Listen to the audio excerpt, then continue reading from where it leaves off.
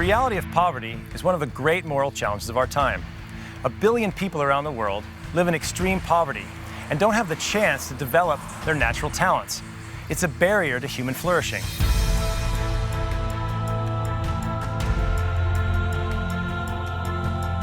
Now, as Christians, we're called to do something. It's an essential element of our faith.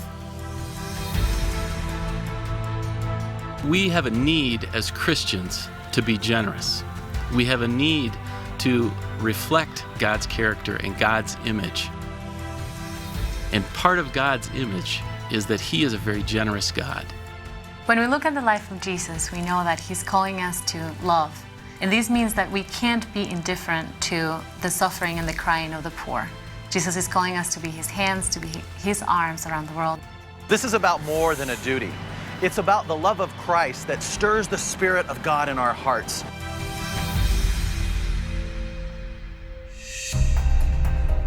I'm Michael Miller, and I'll be your host for this series. We're going to meet and listen to people from all over the world. Religious and political leaders, development experts, entrepreneurs, and people working in the mission field. We're going to engage difficult questions about charity, enterprise, the role of business, and the role of the church, and look at positive examples of partnering with the poor. We'll study what Christianity brings to the table, and we'll examine questions of justice and explore the moral, theological, and economic foundations that allow people to create prosperity and get out of poverty. A central theme running through this series will be the dignity and creative capacity of the human person, created in the image and likeness of God. Understanding the destiny and nature of the human person is the foundation for everything we'll discuss.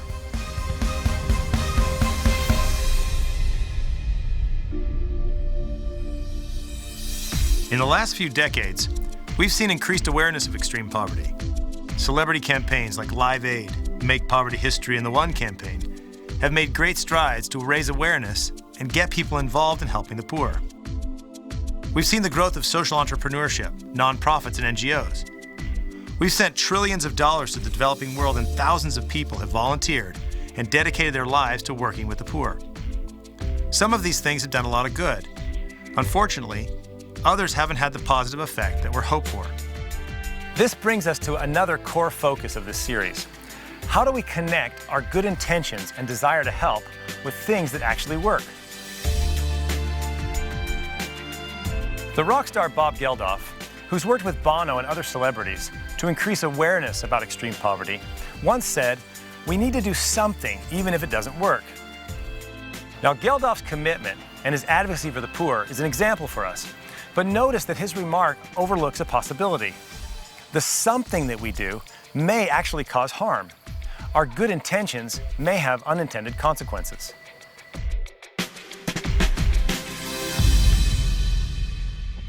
I had my eyes open to this through a friendship with Jean. And Jean was a friend in Rwanda, and he told me the story that after the Rwandan genocide, that he had a church from Atlanta that started sending over eggs and ended up just distributing eggs in his small community outside of Kigali. And this seems like a great thing to do, right? The church wanted to help after the genocide. But Jono, a few years before, had started a small egg business himself. He put this investment in all the materials that he needed to start this egg business. His business was starting to grow, it was starting to take off, and then all of a sudden, in one summer, there became this surplus of eggs that were flooding the market in his area. And so this desire that the church had to really take care of a need, it did take care of a need, but the problem is that it put Jono out of business. He ended up selling his hens, and then the next year the church decided to focus its attention to somewhere else in the world. Jono was out of business. No one else was there providing eggs, and so they had to bring the eggs in from another community. So this desire to help in that community, according to Jono, actually had a long-term negative impact on that community. When I was growing up, we didn't have second-hand clothing from Europe and the US and Canada in Kenya. My mother took me to a store and she bought me a beautiful t-shirt that said made in Kenya, Kenya cotton. Today, I would struggle to find a t-shirt like that for my daughter. Why?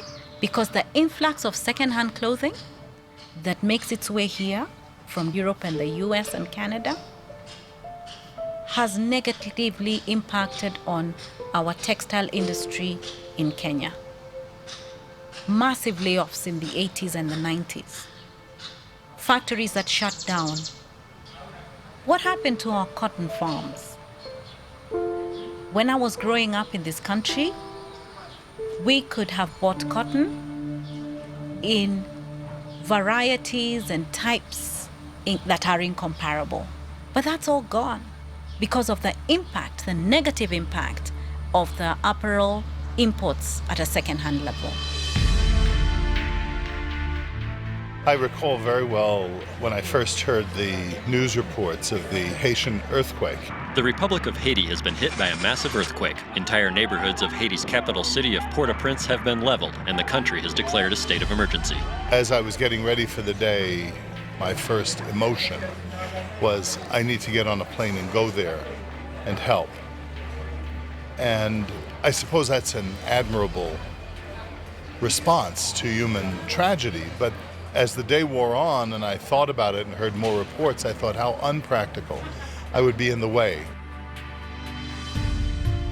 I think that's a moral instinct that human beings share with other human beings. It is the recognition of ourselves in the other. What would I want someone to do for me if I was in this situation? But we need to take that emotion and mature it. We need to take that impulse and systematize it so that what we actually do, what we really bring to the table isn't just a feeling, isn't just a sentiment, but is an action on behalf of those who are really in need. And that takes some thought more than emotion.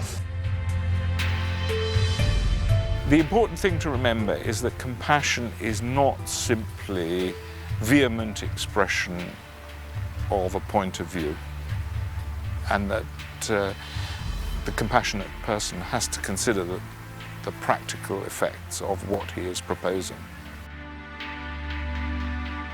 The issue of giving is a very difficult tension. We have been entrusted with a lot, and we want to be generous with that. In fact, Scripture tells us that we need to be generous.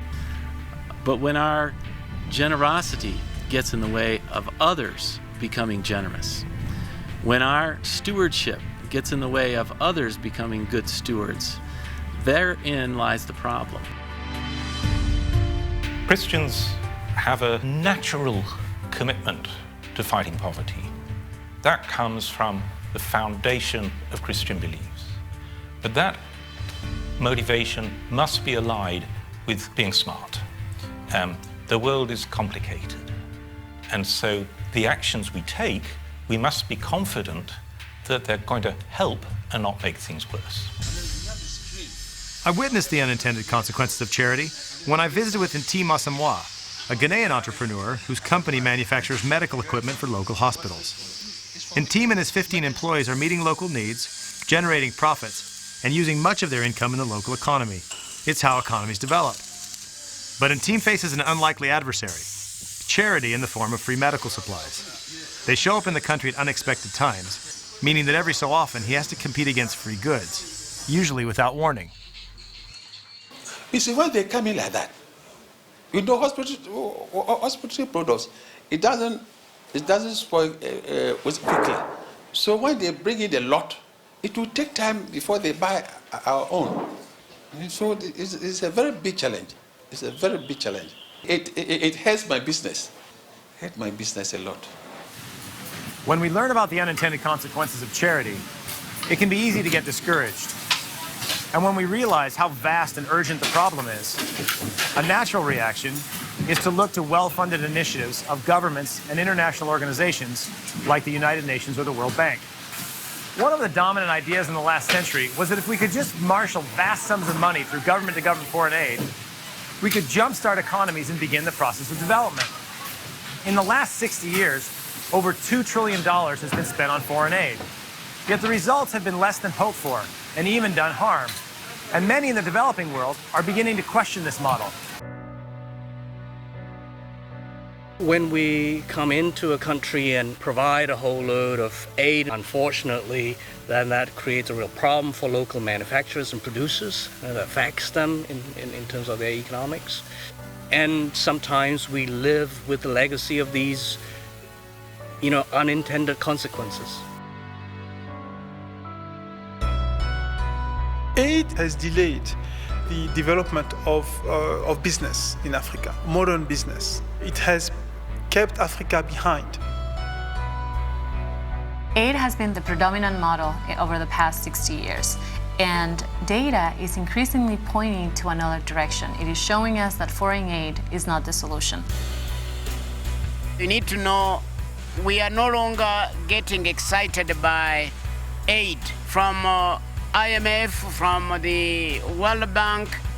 They perpetuate your misery by giving you a loan, make you a slave, economic slave, and you also end up paying the raw materials because you are chained by the loan.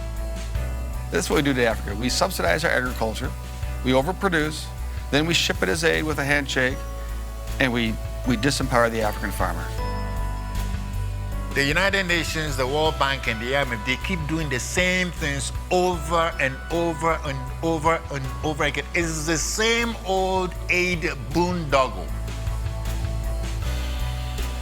Whenever you have an aid agreement, those consultants come into the country and they don't work for the country, they work for the foreign aid establishment. And so what you find is that the aid establishment severs the sovereign link between the leader of a country and his people. Every time you do aid to Africa, you create that parental relationship. I'm helping you. You should be guided by me because I have a bag of money. The responsibility for your future is actually on me, not on you, because I have the resources to develop you. It's patron-client, it's master-slave, it's donor-recipient, it's all broken. I have never heard of a country that developed on aid. If you know of one, just let me know. I know about countries that developed on trade and innovation and business. I don't know of any country that got so much aid and they suddenly became a first world country. I've never heard of such a country. So the track is wrong. That track ends to nowhere. Herman Chinera Hesse is a classic entrepreneur. He's been called by some the Bill Gates of Africa.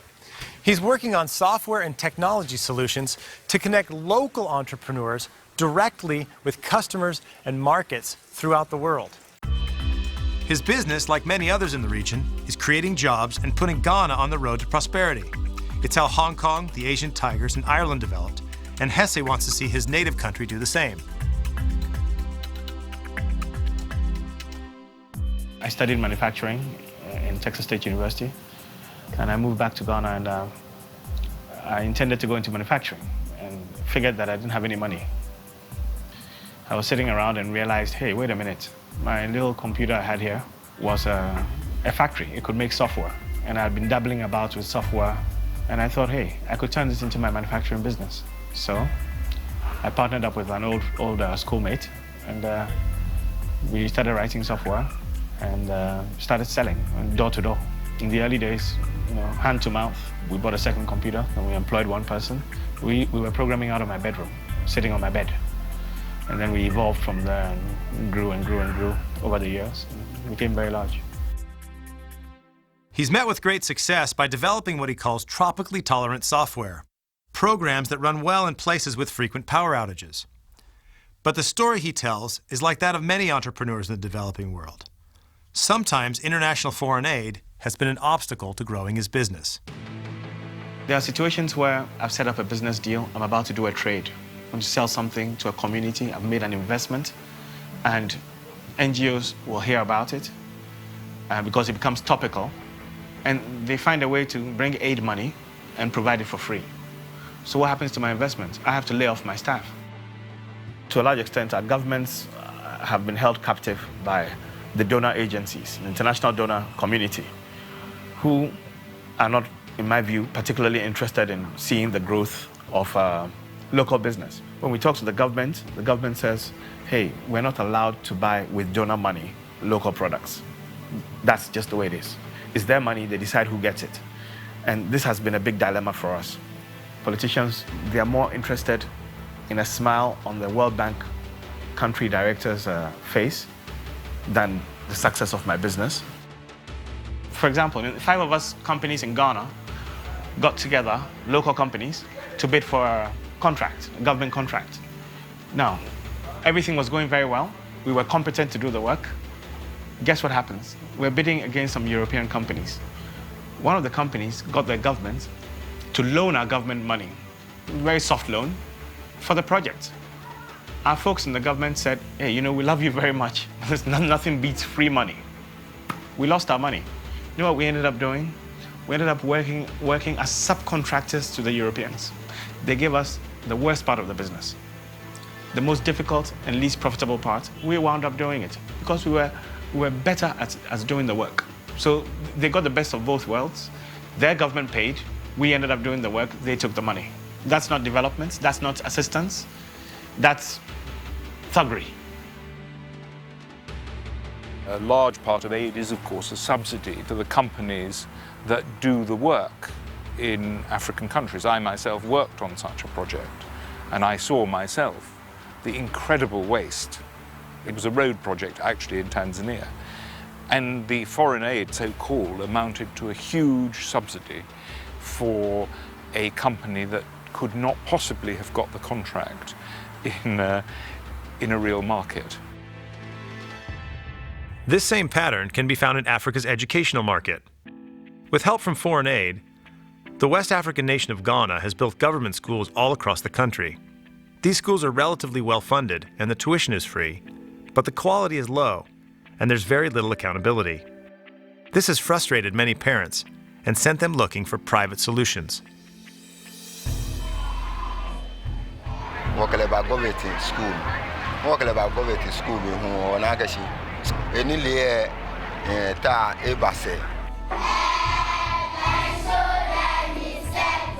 She go to school ne I'm a fakume na ba watch agasho ne keta me gibe ni sane akabeka bia wotumi na to ameni o amecha I'm here me be na me sumo dani ameba ambacho beka bia.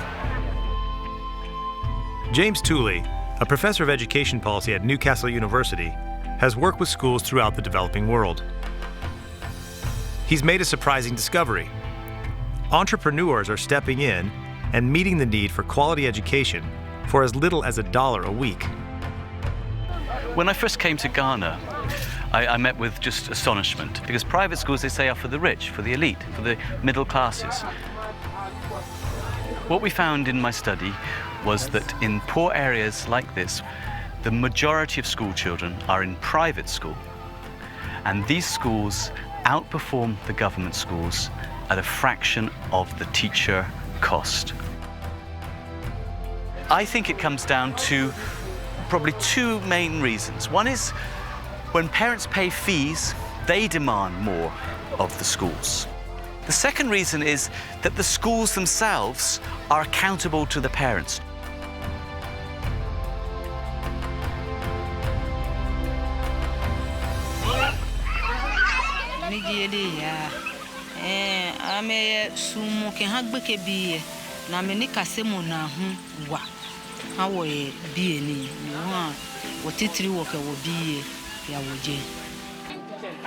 These opportunities exist because of entrepreneurs like Theophilus Quay, who founded the Supreme Academy in the year 2000. He began with only 14 students and no desks, but today the school is flourishing and has over 350 students. He's providing high-quality education at a low cost. Because of countless stories like this, many are looking for ways to encourage private local solutions in education and beyond.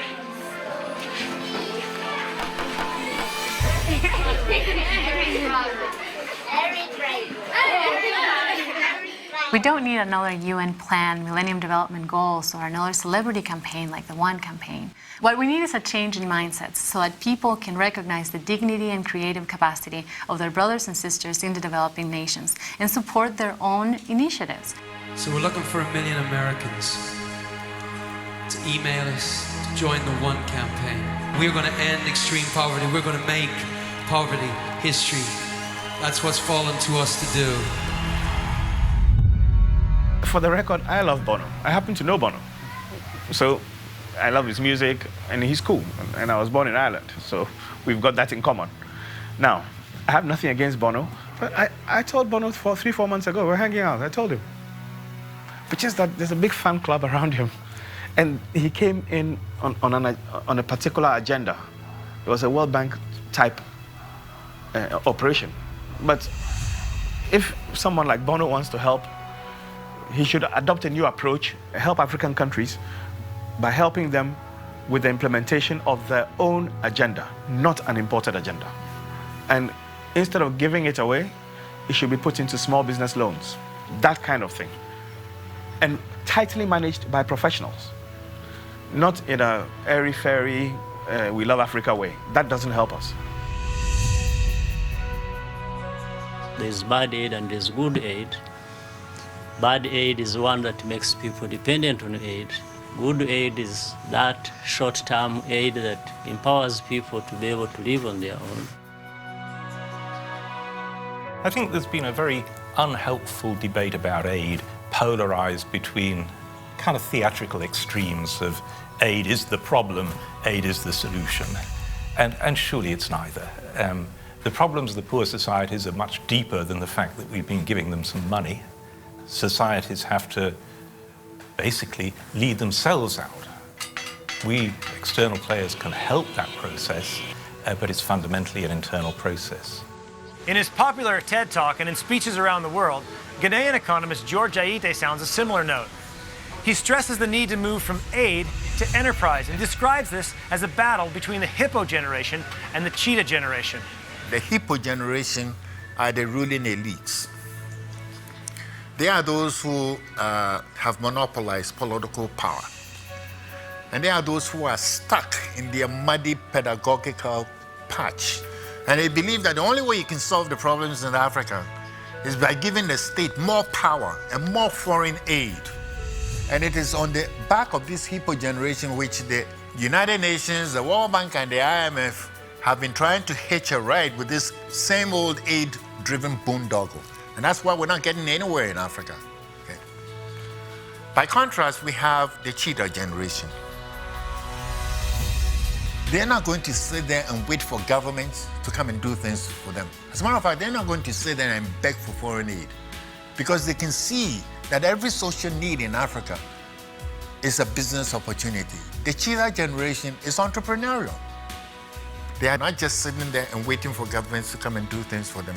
In fact, their outlook is refreshingly different. Asia has its tigers, Africa will have its cheetahs. So what does this mean for those of us who are called by God to help the poor? Now, love demands that we act, but it also demands that we act humbly and wisely and pay attention to the consequences of our actions. The call isn't to do nothing, but nor is it to just do something. We have to connect our desire to help to things that actually work. And what actually works is allowing these human beings, created in the image and likeness of God, to create value and prosperity for themselves. Having a heart for the poor isn't hard. Can we have a mind for the poor? Can you really relate to the poor on a one-to-one basis, as equals, as partners, as colleagues? Can we allow them to put the locus of responsibility for their own future on themselves and then be willing to be guided by their vision? We need to be able to move from aid to production, from existing to living. To create capacities in people, to empower them to be able to stand on their own. People have lots of energy, lots of capacity. Business is the normative way in which people rise out of poverty, not state-to-state aid, not the largesse of politicians and bureaucrats. It might not be very romantic to think that it's just humdrum business, but it's true. These people are the engine of growth. They are changing slums into cities. Instead of training job seekers, we train job makers. a sense of independence, a sense of human dignity, confidence, knowledge, empowerment, opportunity, character, responsibility, hard work, vision, self-esteem, the new moral purpose, abundance of life. Economies can grow. Anything is possible. And it's high time we stop telling our people they can't do it. Yes, we shall do it in the name of God.